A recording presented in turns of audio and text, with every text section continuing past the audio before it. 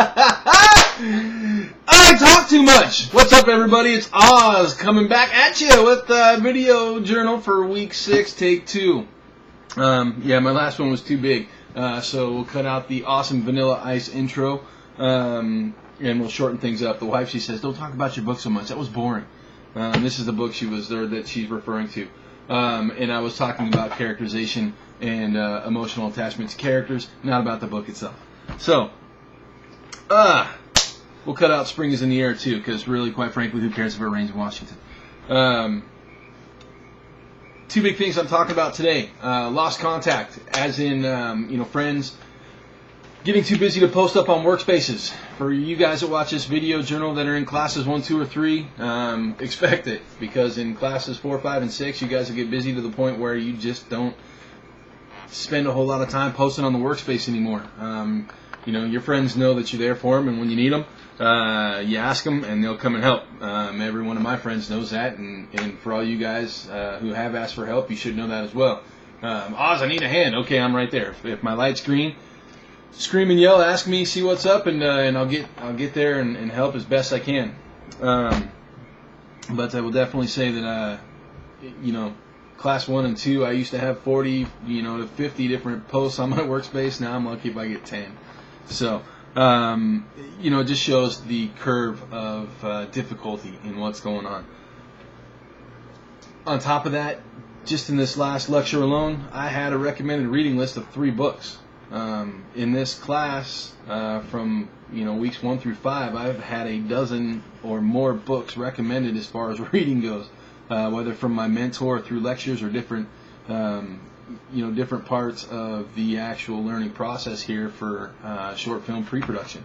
So I've only got so much time, and I do my best to devote a good section of time to reading. But again, a lot of it, I'm not going to say a lot of it, but some of it goes into story time, and some of it does go into into technical time. Jeremy Cantor and Pepe Valencia wrote this book here. You guys should check that out, because Cantor actually appears a lot in our lecture series. So support the guys that support us, right? Exactly. But I was talking about the art of story with this. The art of story to me is I think the most important part of anything. When I was 25 or so, people asked me what I wanted to do with my life, and I told them, I said, I want to tell stories. And they said, well, how are you going to do that? I don't know. I back then thought animation was a good route to go, and I'm now starting to realize that dream by putting that forward. I'm animating and telling stories. So, obviously, where I go from here, it's anybody's guess, but I have my roadmap, and I know what I want to do, so I know where I want to go. And that's all that matters, right? Right. Exactly. So, the art of story. This is a series I've been reading. This book too. I started reading this about a week ago, and like I showed you earlier, I'm about 3/4 of the way through it. It's an awesome read. It's a good story. The name of the book is False Gods. This one is by Graham McNeil. Book 1 was by Dan Abnett. I am really emotionally attached to one of the characters in this book. I relish in his successes, and I anguish in his defeats. And that, to me, is the key to good storytelling. And Jed, and that's Diffenderfer, if you don't know who my mentor is right now, he has been pounding that. Bad story can be made up by having great characters. Great story cannot be made up by having bad characters. Or, it's just bad characters just don't help any story, no matter what. Characterization is very, very important, and to me it's paramount. Again, I'm going to keep hammering on this book. There's 6 characters in here. Some of them I absolutely hate, some of them I absolutely love. And that, to me, is the keys to any good story. Develop that emotional attachment to the character, and it doesn't matter what they do in the story is huge. Parker wants to go outside. That's a big, big thing to me. And speaking of stories, stories coincide with movies and what's happening. Summer blockbuster list is right there. Wolverine started Thursday. I haven't seen it yet, but like I said, the wife is excited to see it, and she's denying it, but I think she still wants to see Hugh Jackman naked. But yeah, so Wolverine, kind of excited to see that one. I've heard mixed reviews. Some of my friends say it's awful and terrible, and some of my friends say it's absolutely awesome. So, you know, me, I bet you it's going to be borderline right down the middle of the road. I'm totally jacked up for the G.I. Joe flick. Some hardcore action, looks awesome.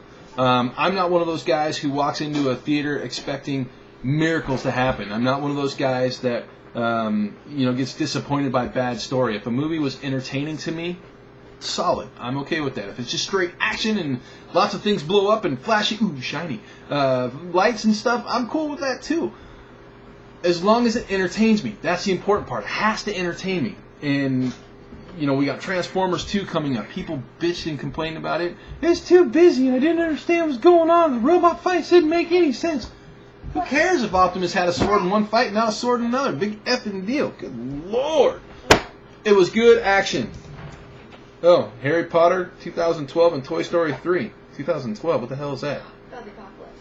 About the apocalypse. Ooh, about the apocalypse. I just got a list. The wife said I have to add these 3 to the list. I didn't know Toy Story 3 was coming out this summer. Summer? For the summer? Really? Apparently it's coming out this summer. I haven't seen anything for it. Oh, Ice Age, though. Rise of the Dinosaurs. You guys will notice that I've got Scrat hammered up on all your pages, but that's cool. Star Trek. I'm not a Trekkie or a Trekker, and by any means, I'm not a big Star Trek fan by any stretch of the imagination. Daddy, is that your office? No, is that Daddy's office? We're in Daddy's office. But, yeah, Star Trek looks like a pretty good flick. If they do a good job with the story, I mean, the action scenes that I've seen so far look just awesome. So I totally am, you know, totally looking forward to actually seeing that, which I never thought I'd say. I'm looking forward to seeing a Star Wars or a Star Trek movie. Hi, Dad. Doesn't make Hi, Parker. She's so cute. The big movie that I'm excited for, though, Terminator.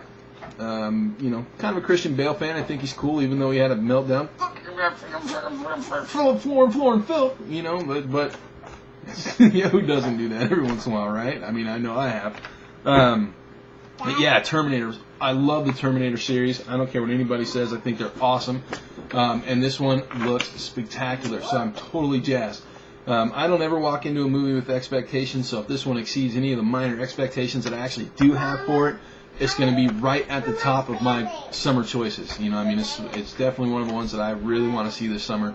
It'll be a theater flick for me, and for those of y'all who know my rules about theater flicks, that's saying something, because I really don't like to go to the theater.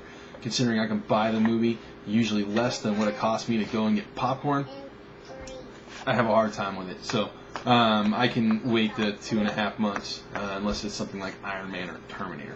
And then I have to go. It's mandatory. Must. So, yeah, with that, you know, you guys know where my blog is at. You guys know where my workspace is at. Post up your thoughts on what's going on with the movies this summer. Post up your thoughts on what you guys want to see and what's happening. And usual, or I should say as usual, you guys have an awesome week. Lead that animated life, and I will get back to you next week.